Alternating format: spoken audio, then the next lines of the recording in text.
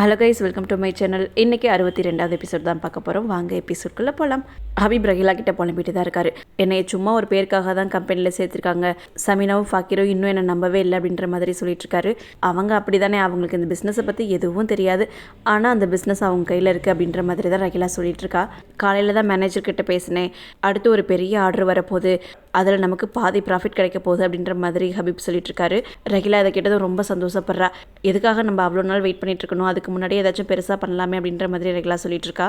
இல்லை ஆஃபீஸில் சேர்ந்து கொஞ்ச நாள் தான் ஆகுது, இப்போவே ஏதாச்சும் பண்ணால் சரியாக வராது, கொஞ்ச நாள் வெயிட் பண்ணி தான் ஆகணும். ஃபக்கீர் என்னென்னா அவங்க அம்மா ஆஃபீஸை விட்டு போனதும் அவனும் ஆஃபீஸை விட்டு போயிடுறான். அவன் கொஞ்சம் கூட பொறுப்பே இல்லாமல் தான் நடந்துட்டுருக்கான். அவனை ஈஸியாக நம்ம ஏமாற்றிடலாம். நான் அவன் பண்ணுற அவனோட சைல்டிஷ் பிஹேவியர்க்கெலாம் நான் சப்போர்ட் பண்ணலான்னு முடிவு பண்ணியிருக்கேன். அப்போ தான் அவன் ஆஃபீஸ்க்கெலாம் வரமாட்டான், வெளியவே இருப்பான், நம்மளோட காரியம் ஈஸியாக முடிஞ்சிடும் அப்படின்ற மாதிரி ஹபீப் சொல்லிட்டு இருக்காரு. வெஜிடபிளில் ஏதோ செஞ்சுருப்பாங்க போல், அதை ஃபாக்கிருக்கு சின்ன வயசுலேருந்தே பிடிக்காதாட்டுக்கு. இதை எதுக்காக நீ செஞ்ச, அவனுக்கு என்ன பிடிக்கும் என்ன பிடிக்காதுன்னு கேட்டு தெரிஞ்சுக்கோ, இவனுக்கு இப்படி செஞ்சால் சின்ன வயசுலேருந்தே பிடிக்காதுன்ற மாதிரி சமீனா சொல்லிட்டு இருக்காங்க. நான் காலேஜ் போயிட்டு வரதுக்குள்ளேயே அம்மா செஞ்சுட்டாங்க, அதனால நான் எதுவும் செய்யலைன்ற மாதிரி ஆனி சொல்கிறா. நீ காலேஜுக்கு இவ்வளோ ஆர்வமாக போகிற மாதிரி சமையல்லையும் ஆர்வம் கொஞ்சம் காட்டலாம் அப்படின்ற மாதிரி சமீனா சொல்லிட்டு இருக்காங்க. நான் இப்போ உடனே ஆம்லெட் வேணால் போட்டு தரேன் அப்படின்ற மாதிரி ஆனி சொல்கிறா. எனக்கு எதுவும் வேணால் நான் ஆர்டர் பண்ணி சாப்பிட்டுக்கிறேன்ற மாதிரி ஃபாக்கிர் சொல்கிறான். அவள் தான் செஞ்சு தரேன்னு சொல்கிறாள், இங்கே உட்காரு சாப்பிடு அப்படின்ற மாதிரி சமீனா சொல்கிறாங்க. ஆயிஷா என்கிட்ட உனக்கு ரொம்ப டயர்டாக இருக்கும், நீ ரெஸ்ட் எடு, நான் போய் செஞ்சுட்டு வரேன்ற மாதிரி ஆயிஷா சொல்லிட்டு போகிறாங்க. ரஹீலாவும் ஹபீபும் ரூமுக்குள்ளே உட்காந்து தான் சாப்பிட்றாங்க. ரொம்ப சூப்பராக இருக்குது, பிரியாணி யார் செஞ்சது அப்படின்ற மாதிரி ஹபீப் கேட்குறாரு. இதெல்லாம் உங்கள் வீட்டில் செஞ்சது கிடையாது, இதெல்லாம் நான் ஆர்டர் பண்ணது, உங்கள் வீட்டில் வெஜிடபிள் மட்டும் தான் சமைக்க தெரியும், அதெல்லாம் சாப்பிட்டு சாப்பிட்டு என் நாக்கே செத்து போச்சு, அடுத்ததான் நம்ம ஃபைஸா மேரேஜில் தான் அதை சாப்பிட போகிறோம் அப்படின்ற மாதிரி அவள் சொல்லிட்டு இருக்கா. என்ன சொல்கிற நீ அப்படின்ற மாதிரி தான் அவர் கேட்குறாரு. ஆமாம், ஃபைஸா மேரேஜில் நம்ம இதெல்லாம் போட்டு தானே ஆகணும், வர கெஸ்ட்டெல்லாம் நம்ம சாப்பிட வச்சு தானே அனுப்பணும் அப்படின்ற மாதிரி ரஹீலா சொல்கிறா. நீ மெனுவெலாம் டிசைட் பண்ணிட்டியா, நீ பார்த்துருக்க பையனை எங்கள் வீட்டில் இருக்க யாருக்குமே பிடிக்கல அப்படின்ற மாதிரி அவர் சொல்கிறாரு. உங்களுக்கு அந்த பையனை பிடிச்சிருக்கல, அவங்களுக்குலாம் பிடிச்சா என்ன பிடிக்காட்டி என்ன, அந்த பையனுக்கு என்ன குறைச்ச, நல்ல ஃபேமிலியாகவும் இருக்காங்க, நல்லா சம்பாதிக்கிறாங்க, அந்த பையனுக்கு வேற ஒரு பொண்ணை பார்த்துட்டு அப்புறம் என்ன எதுவும் சொல்லக்கூடாது, நீங்கள் தான் ஃபைஸாவோட அப்பா, உங்களுக்கு பிடிச்சா போதுன்ற மாதிரி ரஹீலா சொல்லிட்டு இருக்கா. ஃபைஸாவுக்கு மேரேஜ் பண்ணி வைக்கிறதுல ஹபீப்க்கு அவ்வளோ இன்ட்ரெஸ்ட் கிடையாது. அவர் ரஹீலா பேசுகிறத கேட்டதும் ஒரு மாதிரி சோகமாக தான் இருக்காரு. அகமத் கிட்ட இருந்து ஃபாக்கிருக்கு நிறைய மிஸ்ட் கால் வந்திருக்கு. ஃபாக்கிர் அதை பார்த்ததும் இவ்வளோ மிஸ்ட் கால் வந்திருக்கு அப்படின்ற மாதிரி தான் சொல்லிட்டு இருக்கான். அகமத் காலையில் வீட்டுக்கு வந்திருந்தாங்க, அம்மா எல்லாத்தையும் சொல்லிட்டாங்கன்ற மாதிரி ஏனே சொல்கிறா. நான் உங்ககிட்ட சொல்லக்கூடாதுன்னு தானே சொல்லியிருந்தேன், எதுக்காக சொன்னாங்க, இப்போ எல்லாம் தெரிஞ்சிருச்சுன்னா என்னை வச்சு ஃபன் பண்ணிட்டு இருப்பாங்க அப்படின்ற மாதிரி ஃபாக்கிர் சொல்கிறான். இதில் என்ன ஃபன் பண்ணுறதுக்கு இருக்குது, உனக்கு மேரேஜ் ஆகிடுச்சு, நீ அப்பாவாகிட்ட அவ்வளோதானே அப்படின்ற மாதிரி ஏனே சொல்கிறா. அப்போ நீ உன் ஃப்ரெண்ட்ஸ் கிட்ட எல்லாத்தையும் உண்மை சொல்லிட்டியா அப்படின்ற மாதிரி ஃபாக்கிர் கேட்குறான். நான் இன்னும் சொல்லலை, ஆனால் நான் யார்கிட்டையும் மறைக்கல, நாளைக்கும் நாலரைக்கும் நான் ஒரு நாள் சொல்ல தான் போகிறேன், எனக்கு இதில் எந்த பிரச்சனையும் இல்லை, உனக்கு மட்டும் என்ன பிரச்சனை அப்படின்ற மாதிரி ஏனி கேட்குறா. உனக்கு ஒன்றும் பிரச்சனை இல்லைன்னா அதுக்கு நான் ஒன்றும் பண்ண முடியாது, நான் ஃப்ரெண்ட்ஸை மீட் பண்ண போகிறேன்ட்டு ஃபாக்கிர் சொல்லிட்டு போயிடுறான். அகமத் ஃபாக்கிரை பார்த்ததுமே இவ்வளோ பெரிய குட் நியூஸ் வச்சிருக்கு, இதை சொல்லாமல் மறைச்சிருக்க, ஸ்வீட் எங்க அப்படின்ற மாதிரி தான் கேட்குறான். அதெல்லாம் விடுங்க அப்படின்ற மாதிரி தான் ஃபாக்கிர் சொல்கிறான். ஃபாக்கிரோட ஃப்ரெண்டுங்க எதுவுமே பேசாமல் ஃபாக்கிருக்கு வாழ்த்துக்கள் தான் சொல்கிறாங்க. ஆயிஷா அதிகம் வேலையை செஞ்சு செஞ்சு அவங்களால உடம்புக்கு முடியாமல் போயிடுது, அதிகம் தலைவலி வந்திருக்கும் போல் அப்படியே உட்காந்துடுறாங்க. ஃபைஸா வந்து பார்த்துட்டு ஆனிக்கு உடனே கால் பண்ணி சொல்கிறா. ஆனியை உடனே வீட்டுக்கு கிளம்பி வரேன்ற மாதிரி தான் சொல்லியிருக்கா. சாய்க்கா வந்து பார்த்துட்டு பழைய தலைவலி திருப்பி வந்துருச்சா, நான் உங்ககிட்ட சொன்னல எல்லாத்தையும் நீ ஆனிக்கிட்ட கொடுத்துருன்ட்டு, ஆனால் நீ அதெல்லாம் கேட்காம அவளை படிக்க வச்சுட்டு இருக்கிற, இப்போ இன்னும் கொஞ்சம் நேரத்தில் குழந்தை எழுந்திரிச்சிரும், யார் பார்த்துக்குவா, நான் பார்த்துக்குவேன்னு மட்டும் நினைக்காதுன்ற மாதிரி சாய்க்கா சொல்லிட்டு இருக்கா. இல்லை நான் ஆனிக்கு கால் பண்ணியிருக்கேன், ஆனி வந்துட்டுருக்கா அப்படின்ற மாதிரி ஃபைஸா சொல்கிறா. அவள் வந்து தானே ஆகணுன்ற மாதிரி ரொம்ப கோவமாக சாய்க்கா சொல்லிட்டு இருக்கா. ஆனி வீட்டுக்கு வந்ததும் நீங்கள் ரெகுலராக எடுக்கிற மெடிசன் எடுத்தீங்களா இல்லையன்ற மாதிரி தான் கேட்குறா. அது நேற்றே தீர்ந்து போச்சு அப்படின்ற மாதிரி ஆயிஷா சொல்கிறாங்க. நீங்கள் தீர்ந்து போச்சுன்னா என்கிட்ட முன்னாடியே சொல்ல வேண்டியதானே, ஃபாக்கிர் நேற்று வெளியே போனால் அவனை வாங்கிட்டு வர சொல்லியிருப்பேன்ல, சரி இப்போ ஃபாக்கிரை வாங்கிட்டு வர சொல்கிறேன்ட்டு ஃபாக்கிருக்கு கால் பண்ணுறா. ஆனால் ஃபாக்கிர் ஃபோன் என்கேஜராகவே இருக்குது, அவன் ஃபோன் எடுக்கவே இல்லை. ஃபாக்கிர் வர வரைக்கும் வெயிட் பண்ணால் அம்மாவுக்கு இன்னும் ரொம்ப முடியாமல் தான் போகும், நான் போய் வாங்கிட்டு வரேன், அது வரைக்கும் நீ அம்மாவை பார்த்துக்கோ, அம்மா எதுக்கிட்டாலும் செஞ்சு கொடுன்ற மாதிரி ஃபைஸா கிட்ட சொல்லிட்டு வெளியே போகிறா. ஆனி வெளியே வரும்போது கரெக்டாக ஹபீபும் வந்துடுறாரு. அம்மாவுக்கு ரொம்ப தலைவலிக்குது, மெடிசன் மட்டும் வாங்கிட்டு வந்து கொடுங்கன்ற மாதிரி ஆனி அவங்க அப்பா கிட்ட கேட்குறா. உங்கள் அம்மாவுக்கு தலைவலியா, அவளுக்கு மூளையில் எதுவுமே கிடையாது, அதனால தான் தலைவலி வந்திருக்குன்ற மாதிரி நக்கலாக பேசுகிறாரு. ரஹீலா அதை கேட்டுட்டு மெடிசன் தானே வாங்கிட்டு வந்து கொடுங்க, இல்லைனா பொழுதுனைக்கு தலைவலிக்குதுன்னே சொல்லிட்டு இருப்பா, அப்புறம் சாப்பாடு கூட யாருக்கும் கிடைக்காது, இவ பாட்டுக்கு காலேஜ் போயிடுவா, அப்புறம் குழந்தை அழுதுட்டு இருக்கும் அப்படின்ற மாதிரி ரஹீலா சொல்லிட்டு இருக்கா. ஆனி ரஹீலாவை பார்த்து நான் உங்ககிட்ட பேச கிடையாது, எங்கள் அப்பா கிட்ட பேசிட்டு இருக்கேன், அவரோட மனைவிக்கு மெடிசன் வாங்கி தரது அவரோட கடமைன்ற மாதிரி ரஹீலா கிட்ட சொல்லிட்டு ஹபீபை பார்த்து இப்போ வரைக்கும் நீங்கள் எந்த ஹெல்ப்பும் பண்ணது கிடையாது, உங்ககிட்ட போய் நான் கேட்டிருப்பேனா அப்படின்ற மாதிரி சொல்லிட்டு அவளே மருந்து வாங்க கிளம்பிடுறா. ரஹீலாவுக்கு அப்படி கோவம் வந்து கத்துறா. நான் என்ன மருந்து வாங்கிட்டு வந்து தர வேணாம்னு சொன்னேன், எதுக்கு இப்படி பேசிகிட்டு இருக்க அப்படின்ற மாதிரி தான் கத்துறா. நீ எதுக்காக அப்படி கத்துற, உனக்கு தான் பிபி ஏறுன்ற மாதிரி ஹபீப் சொல்லிட்டு இருக்காரு. எனக்கு ஆல்ரெடி பிபி ஏறி தான் நிற்குதுன்ற மாதிரி அவள் சொல்லிட்டு இருக்கா. ஆனி மெடிசன் வாங்கலான்ட்டு தான் தனியாக நடந்து போயிட்டுருக்கா. அப்போதைக்கு ஹம்சா அங்கே வந்து தனியாக எங்கே நடந்து போயிட்டுருக்கு அப்படின்ற மாதிரி கேட்குறான். ஃபக்கீரும் அத்தையும் வீட்டில் இல்லை, அம்மாவுக்கு ரொம்ப உடம்புக்கு முடியல, அதனால் மருந்து வாங்க போயிட்டுருக்கேன் அப்படின்ற மாதிரி சொல்கிறா. என்ன மருந்து வாங்கணும்னு சொல்லி நான் வாங்கிட்டு வரேன் அப்படின்ற மாதிரி ஹம்சா சொல்கிறான். ஆனி ஃபஸ்ட்டு தயங்குறா, அப்புறம் என்ன மருந்து வாங்கணுமோ சொல்கிறா. ஹம்சாவும் நான் வாங்கிட்டு வரேன்ற மாதிரி சொல்லிட்டு போயிடுறான். ஹபீப் ஃபக்கீர் கிட்ட உனக்கு ஏதாச்சும் ஹெல்ப் வேணும்னு சொல்லு அப்படின்ற மாதிரி சொல்கிறாரு. எனக்கு எந்த ஹெல்ப்பும் தேவைப்படல அப்படின்ற மாதிரி ஃபக்கீர் சொல்லிடுறான். உன்னோட கான்ஃபிடன்ஸ் எனக்கு பிடிச்சிருக்கு.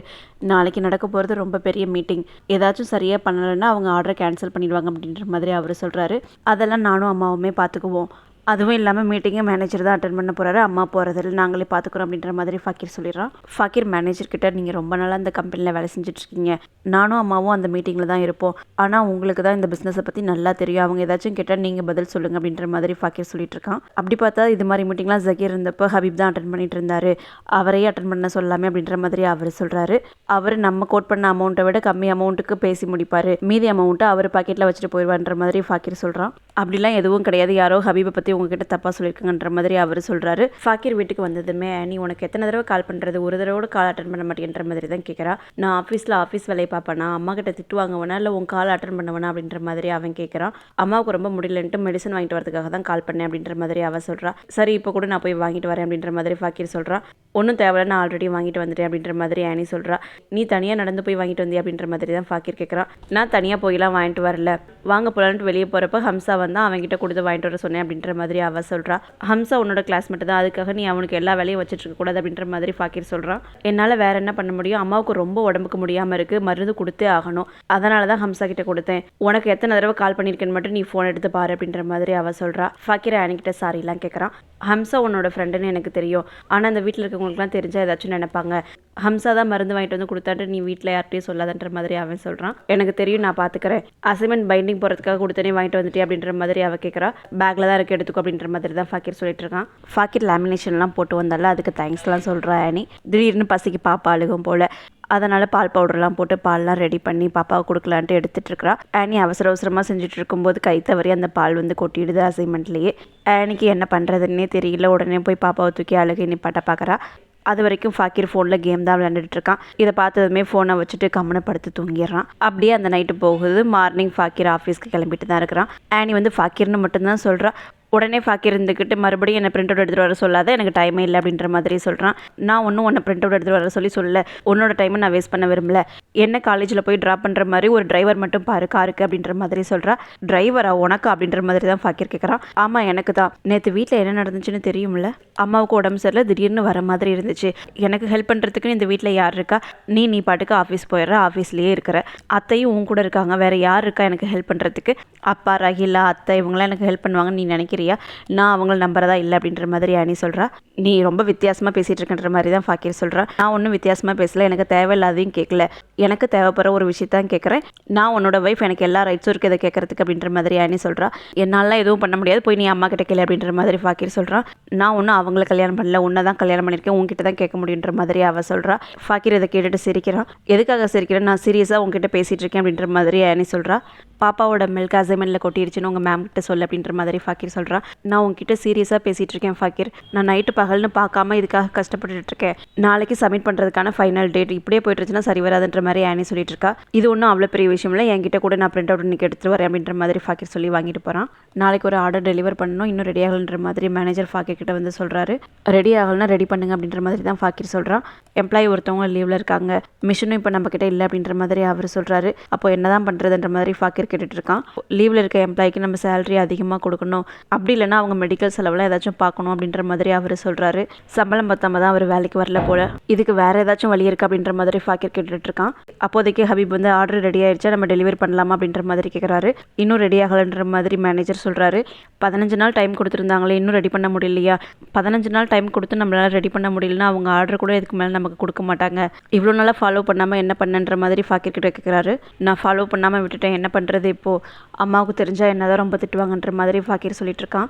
மேனேஜர் ஹபீப் கிட்ட நீங்கள் வேணால் அவங்க கிட்ட பேசி பாருங்கள், கொஞ்ச நாள் டைம் எக்ஸ்டெண்ட் பண்ணுங்கள், அதுக்குள்ளே நம்ம ரெடி பண்ணி கொடுத்துடலாம் அப்படின்ற மாதிரி அவர் சொல்கிறாரு. இல்லை ஃபாக்கிர் இதை பார்த்துட்டு இருக்கா, நான் இதில் தலையிட மாட்டேன் அப்படின்ற மாதிரி ஹபீப் சொல்கிறாரு. நான் ஃபாலோ பண்ணியிருக்கணும், ஆனால் ஃபாலோ பண்ணாமல் விட்டுட்டேன், நீங்கள் தான் எப்படியாச்சும் ஹெல்ப் பண்ணி இந்த பிரச்சனையை தீர்த்து வைக்கணும், அதுக்கப்புறம் உங்களோட இஷ்டம் அப்படின்ற மாதிரி ஃபாக்கிர் சொல்லிடுறான். ஜம்ஷித் அவங்க அம்மா கிட்ட ஆயிஷா ரொம்ப நாளாக கால் பண்ணாமே இருக்காங்க, அங்கே எல்லாம் ஓகே தானே அப்படின்ற மாதிரி கேட்குறாரு. அம்மா டெய்லியும் தான் பேசிகிட்டு இருக்காங்க, அங்கே எல்லாம் ஓகே தான் அப்படின்ற மாதிரி ஆலியா சொல்கிறா. எல்லாரும் வீட்டுக்கு வந்து ஒன்றா மீட் பண்ணி ரொம்ப நாள் ஆச்சு, நம்ம ஏன் எல்லாத்தையும் வீட்டுக்கு கூப்பிடக்கூடாது அப்படின்ற மாதிரி ஜம்ஷித் கேட்குறாரு. ஆயிஷாவோட மேரேஜ் அப்போ எல்லாத்தையும் வீட்டுக்கு கூப்பிட்டது, அப்புறம் வேற யாரையுமே வீட்டுக்கு கூப்பிடவே இல்லை. அப்போ நான் 10 கிலோவில் பிரியாணி செஞ்சு சூப்பராக இருந்துச்சு, ஆனால் இப்போதான் என்னால் ஒன்றும் பண்ண முடியாதுன்ற மாதிரி ஜம்ஷித் அவங்க அம்மா சொல்கிறாங்க. நீங்கள் ஏமா அதெல்லாம் செய்ய போகிறீங்க, எல்லாத்தையும் ஆலியா பார்த்துக்குவா, நம்ம இந்த வீக் எல்லாரையும் கூப்பிடலாம் அப்படின்ற மாதிரி ஜம்ஷித் சொல்லிட்டு இருக்காரு.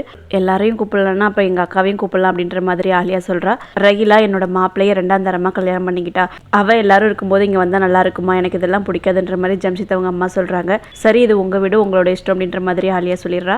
சமீனா ஃபாக்கிர் கிட்ட மிஷின் எதுவும் ரெண்ட்டுக்கு எடுத்துருக்கீங்களா அப்படின்ற மாதிரி கேட்குறாங்க. ஆமான்ற மாதிரி தான் ஃபாக்கிர் சொல்கிறான். எதுக்காக ரெண்ட்டுக்கு எடுத்தீங்க, அவங்க டபுள் அமௌண்ட் கேட்குறாங்கன்ற மாதிரி சமீனா சொல்கிறாங்க.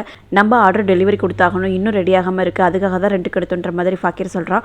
என்கிட்ட சொல்லியிருந்தா நான் ஏதாச்சும் பண்ணியிருந்திருப்பேன்ல, ரிப்பேருக்கு கொடுத்துருந்த மிஷின் இன்னைக்கு வருது, இன்னொரு மிஷின் நல்லா தான் ஒர்க் ஆகிட்டு இருக்கு, நம்ம இதை வச்சு மேனேஜ் பண்ணியிருக்கலாம், நீ ஏன் என்கிட்ட சொல்லல அப்படின்ற மாதிரி சமீனா கேட்குறாங்க.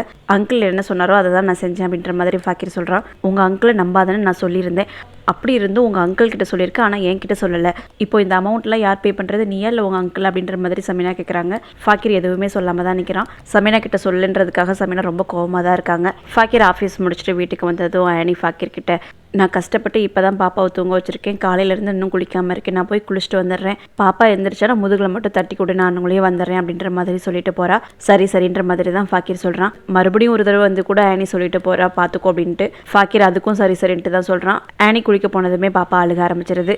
ஃபாக்கிர் கேம் தான் விளையாண்டுட்டு இருக்கான். உடனே ஆனியை கூப்பிட்றான்.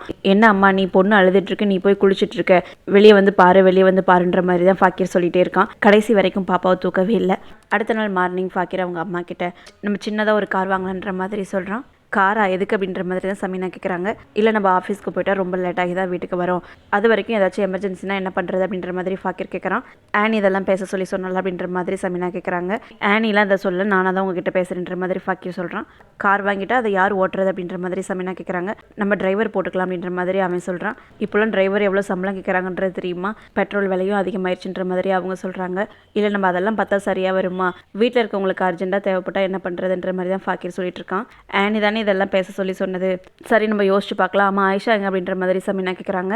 அம்மாவுக்கு உடம்புக்கு முடியல, ரெஸ்ட் எடுத்துட்டு இருக்காங்க அப்படின்ற மாதிரி ஆனி சொல்கிறா. எப்போ பார்த்தாலுமே அவளுக்கு உடம்பு சரியாமல் போகுமா அப்படின்ற மாதிரி நக்கலாக தான் பேசிகிட்டு இருக்காங்க ஹபீபும் ரஹிலாவும். அம்மாவுக்கு உண்மையாலுமே உடம்பு சரியில்லை, அவங்களுக்கு உடம்பு சரியில்லைனா கூட வெளியே சொல்லவே மாட்டாங்க, எல்லா வேலையும் பார்ப்பாங்க அப்படின்ற மாதிரி தான் ஆனி சொல்லிட்டு இருக்கா. அப்போ ஏன் உனக்கு ஹெல்ப் பண்ணல, வந்து வேலை செய்ய வேண்டியதானே அப்படின்ற மாதிரி ஹபீப் கேட்குறாரு. அவங்க ஹெல்ப் பண்ணுறேன்ட்டு தான் வந்தாங்க, நான் தான் வேணான்னு சொல்லிட்டுன்ற மாதிரி ஆனி சொல்கிறா. நீ எதுவும் பேச வேணாம், நீ கம்முன்னு உட்காந்து சாப்பிடுன்ற மாதிரி ஃபாக்கிர் சொல்கிறான். ஆனி சாப்பிடலான்ட்டு தான் இருக்கா, அவங்களையும் பாப்பா அழுகுது. ஆனி நீ போய் பாப்பாவை பாரு, ஃபாக்கிர் நீ சாப்பிட்டுட்டு ஆஃபீஸ் கிளம்பு அப்படின்ற மாதிரி சமீனா சொல்லிடுறாங்க. ஆனி காலேஜ்லாம் முடிச்சுட்டு வீட்டுக்கு வந்ததும் பாப்பாவை தான் தூக்குறா. பாப்பா தலையில் லைட்டாக அடிபட்டிருக்கும் போல், இது எப்படி ஆச்சு அப்படின்ற மாதிரி கேட்டுட்ருக்கா. என் மேலே தான் தப்பு, சாப்பிட்டுட்டு மாத்திரை போட்டுட்டு தூங்கிட்டு, அதனால் பாப்பா கீழே விழுந்துட்டா, அதனால தான் அடிபட்டுருச்சு அப்படின்ற மாதிரி ஆயிஷா சொல்கிறாங்க. நீங்கள் எதுவும் வேணும்னே பண்ணல, தெரியாமல் தானே நடந்துருச்சு, உங்கள் மேலே தப்பு இல்லை, என் மேலே தான் தப்பு, உங்களுக்கு உடம்புக்கு முடியாதப்போ கூட நான் பார்த்துக்க சொல்லிட்டு இருக்கேன், இப்போ கொஞ்ச நேரம் மட்டும் பிடிங்க, நான் போய் குளிச்சுட்டு வந்துடுறேன் அப்படின்ற மாதிரி சொல்கிறா. ஆயிஷா குழந்தைய வாங்கவே தயங்குறாங்க. ரொம்ப பயப்படாதீங்க, ஒன்றும் ஆகாதுன்ற மாதிரி தான் கொடுத்துட்டு போகிறா. ஃபாக்கிர் அவன் ஃப்ரெண்டுக்கு கால் பண்ணி என்னால் பொழுதுனிக்கும் வேலை செஞ்சுட்டு இருக்க முடியாது, நம்ம இன்றைக்கி ஏதாச்சும் படத்துக்கு போகலாம், நீ டிக்கெட் மட்டும் புக் பண்ணி வை அப்படின்ற மாதிரி சொல்கிறான். நெக்ஸ்ட் ஒரு பெரிய ஆர்டர் வரப்போகுது, நம்ம இது வரைக்கும் அவங்ககிட்ட நிறைய ஆர்டர் எடுத்து டெலிவரி பண்ணி கொடுத்துருக்கோம், அவங்களோட டீட்டெயில்ஸ் தான் இதில் இருக்குது, நீங்கள் செக் பண்ணிட்டு சொல்லுங்கள் அப்படின்ற மாதிரி மேனேஜர் சொல்கிறாரு. நான் ஒரு அவசர வேலையை வெளியே போகிறேன், வந்ததும் செக் பண்ணிட்டு சொல்கிறேன் அப்படின்ற மாதிரி ஃபாக்கிர் சொல்கிறான். ஃபாக்கிருக்கு நேரம் இல்லைன்னா நான் செக் பண்ணுறேன் அப்படின்ற மாதிரி ஹபீப் சொல்கிறாரு. இல்லை நீங்கள் எதுவும் செக் பண்ண வேணா, நான் செக் பண்ணிக்கிறேன், அப்படி இல்லைனா அம்மா கிட்ட கொடுத்துக்கிறேன் அப்படின்ற மாதிரி ஃபாக்கிர் சொல்கிறான். இது ஃபுல்லாக செக் பண்ணுறதுக்கு ஒரு 8 மணி நேரம் எடுக்கும், நீ வீட்டுக்கு கால் பண்ணி இன்றைக்கி 11 மணிக்கு தான் வருவேன்னு சொல்லிடு அப்படின்ற மாதிரி ஹபீப் சொல்கிறாரு. அவ்வளோ நேரம் ஆகுமா, நான் வெளியே போயிட்டு வரதுக்கு லேட் ஆகும் அப்படின்ற மாதிரி ஃபாக்கிர் சொல்லிட்டு இருக்கான். அப்போ நான் தான் செக் பண்ணி ஆகணுன்ற மாதிரி ஹபீப் சொல்கிறாரு. சரி நீங்களே செக் பண்ணுங்கள், நான் ஒரு 3 மணி நேரத்தில் வந்துடுவேன், நான் வந்து பார்த்துக்கிறேன் அப்படின்ற மாதிரி ஃபாக்கிர் சொல்லிடுறான். கடைசியில் ஹபீப் தான் எல்லாத்தையும் செக் பண்ணிட்டு இருக்காரு. நானும் அண்ணனும் கஷ்டப்பட்டு இந்த பிஸ்னஸை உருவாக்கியிருக்கோம், அண்ணன் நீ அதை அழிச்சிருவ போலன்ற மாதிரி தான் சொல்லிட்டு இருக்காரு. ஆயிஷா சாய்க்கா கிட்ட எங்கள் அம்மா எல்லாரையும் வீட்டுக்கு வர சொல்லியிருக்காங்க, உன்னையும் கூட்டிகிட்டு வர சொன்னாங்க அப்படின்ற மாதிரி சொல்லிட்டு இருக்கா. பரவாயில்ல, அவங்க மருமகனை மட்டும் கூப்பிட்றதோடு நிறுத்தாமல் எல்லாத்தையும் கூப்பிட்ருக்காங்கன்ற மாதிரி தான் சாய்க்கா சொல்லிட்டு இருக்கா. இல்லை, நம்ம எல்லாத்தையும் தான் கூப்பிட்ருக்காங்க, அவங்க மருமகனை கூப்பிடல அப்படின்ற மாதிரி ஆயிஷா சொல்கிறா. அதுவும் கரெக்டு தான், அவங்க எதுக்காக ரகிலாவை கூப்பிடணும், உங்கள் அம்மா ரொம்ப நல்லவங்களா இருக்காங்க அப்படின்ற மாதிரி சாய்க்கா சொல்லிட்டு இருக்கா. அவள் அங்கே கூப்பிட்டா என்ன, கூப்பிடாட்டி என்ன, அவள் இந்த வீட்டிலேயே உட்காந்துருக்கா, இதுக்கு மேலே என்ன நடக்கணும் அப்படின்ற மாதிரி தான் ஆயிஷா சொல்லிட்டு இருக்காங்க. ரகிலா அவங்க பேசிட்டு இருக்கிறது கேட்டுட்டு எங்கே போகிறீங்க அப்படின்ற மாதிரி கேட்குறா. ஆயிஷா ரகிலா வந்ததுமே எந்திரிச்சு உள்ளே போயிடுறா. ஆயிஷாவோட அம்மா எல்லாத்தையும் வீட்டுக்கு கூப்பிட்டுருக்காங்க, அங்கே தான் போகிறோம் அப்படின்ற மாதிரி சாய்க்கா சொல்கிறா. அப்படிலாம் எதுவும் இருக்காது, என் தங்கச்சி இதை பற்றி என்கிட்ட சொல்லவே இல்லையே, நான் போய் அவகிட்ட கேட்குறேன் அப்படின்ற மாதிரி ரகிலா சொல்கிறா. நீ கேட்கவே தேவையில்ல, நீ ஹபீபோட செகண்ட் ஒய்ஃப், அவங்க எப்படி உன்னை கூப்பிடுவாங்க, அவங்க அம்மா உன்னை கூப்பிடக்கூடாதுன்னு சொல்லிட்டாங்க. நீ ஏதோ தந்திரம் பண்ணி இந்த வீட்டுக்குள்ளே நுழைஞ்சிருக்கலாம், ஆனால் நாங்கள் யாரும் இந்த ஃபேமிலியில் ஒருத்தவங்களா உன்னை ஏற்றுக்கவே இல்லை அப்படின்ற மாதிரி சாய்க்கா சொல்கிறா.